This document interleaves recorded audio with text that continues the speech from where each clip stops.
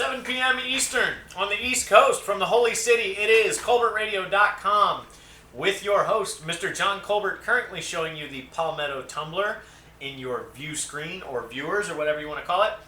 Behind that glass is the lovely lefty liberal lady, Brooke Fox. Get out of my cocktail. The conscience of the show. Look at that. Get out of there. She's going to be bringing us some extra special content tonight, hopefully, and we're going to have a couple of interactions with her. I am the political director, the mouth of the South, the voice of the cutting edge, the prophet of profit, the demon of democracy himself, Mr. Percy Hugo. Good to be back, folks. It's just the three of us tonight. It is wonderful, though. I'm sorry, not John. Bass. John is you. I'm John. Bass is out. Bass player. Bass player is out. Yes.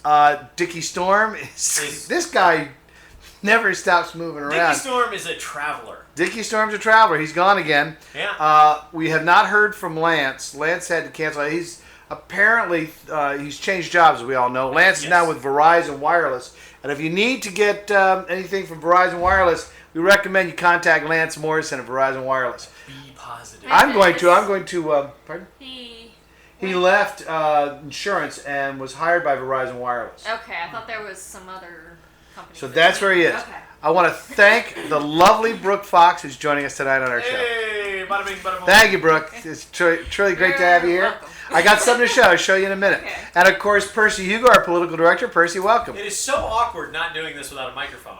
I know. Talking into the space. I wonder if where the any of our microphone fans will should notice be. there are no microphones. I'm lost, John. Well, don't I pick have, you up. I have, Don't pick you up. I Not have, about me. Speak up. I have reduced, modified, Can we leave trimmed the the microphone technological. out? Can we leave the microphone out without it hooked up so that I know where to direct Yeah, it? I can give you a microphone if you want. I can reach Prop. right back. I need a prop. You need a prop? No, it's okay. It's Okay. That We'll was give you a microphone. I know you will. All right. Our Jewish proverb. You know, I don't know why, I just love to start with the Jewish proverb. Okay. Be not sweet, lest you be swallowed. And we translate in the South, don't take shit off of nobody. That's a good translation. You like that? I like it. It's very accurate. Don't go gently into that good night. That's right. Rage at the dying of the light. Oh, that reminds me, I was in a bar this weekend. Figured that, imagine that. Oh, wow. Ran into a professor of English, and we were just talking poetry, that sort of thing. It's Was very rare to find someone I can talk poetry with, because I love poetry. Was he wearing? Was she wearing a tweed jacket with leather elbows? She was not. Was she smoking a pipe? She was not, but And she she was is not knocking a him good- back. No.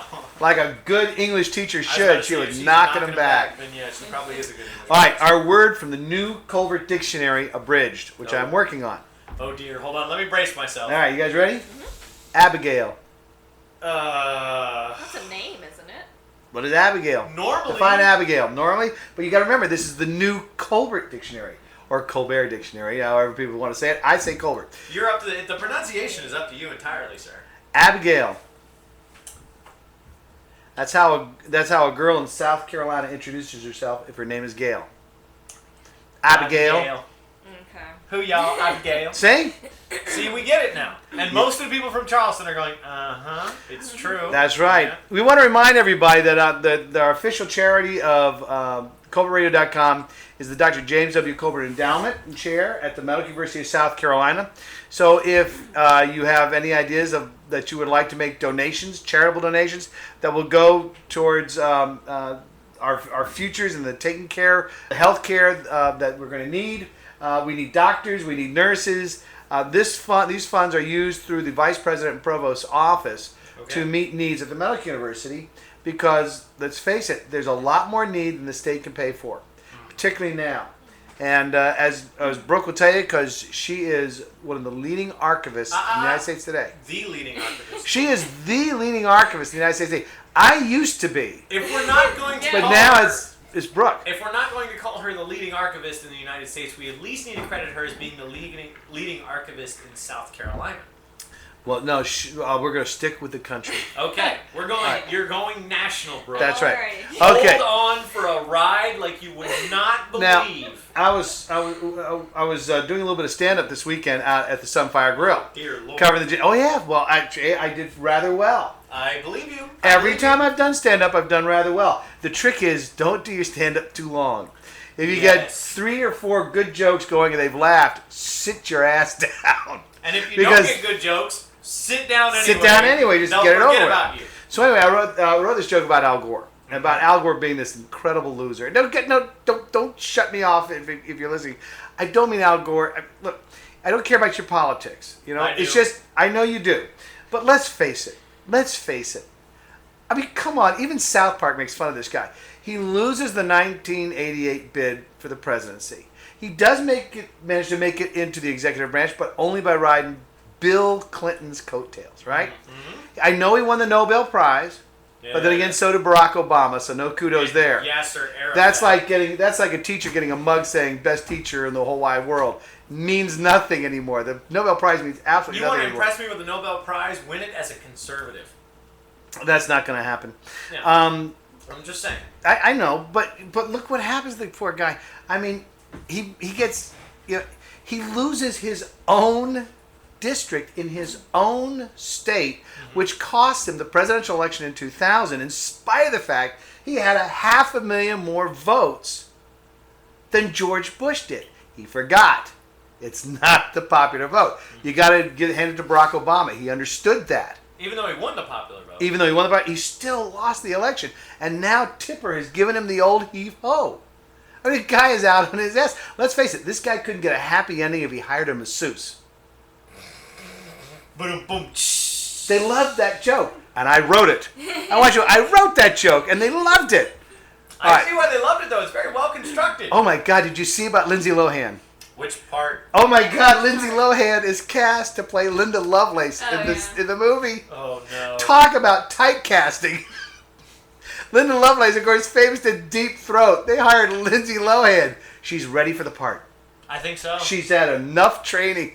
Oh, Lord. Oh my God, what is she thinking? I hear they're bringing Barney Frank in as a consultant. Well, if anybody... Come on, that was good. That was good. That was really Barney good. Frank is a consultant. I got a He's joke here about Barney Frank, subject too. matter expert. I loved it. I like the I had alliterative, though. I like it. Lindsay Lohan, Linda Lovelace. I like there's an alliterative there.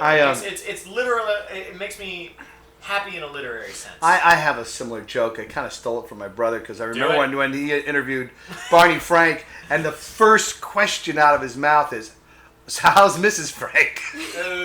He hates my brother, I think. All right, so anyway, Mel Gibson. Yes. Oh, did you Mel- hear there's oh, more rants out? Mel Gibson apparently had an affair with a porn star. What? While he was dating Oksana What? or whatever. Yeah, Was there's it Lindsay Lohan? Oksana. Oksana. Oh. Oksana, I think, is the porn star. No, Isn't no, she's- No, that was some the other one- name? This is the new Well, there's a dating porn model. star who now claims that she had an affair with Mel Gibson. He was verbally abusive of her. It's like the Tiger Woods story all over again. I mean, I was about to say, or Jesse James. he shouldn't have done the Passion of the Christ. He should have done the Passion of the Aussie. I mean, the wrong passion. You know what I mean? I mean, let's face it. The guy knows what a sinner is. Yes, he does. He knows He's- what a sinner again, is. And, you know, let he who is without sin cast the first stone.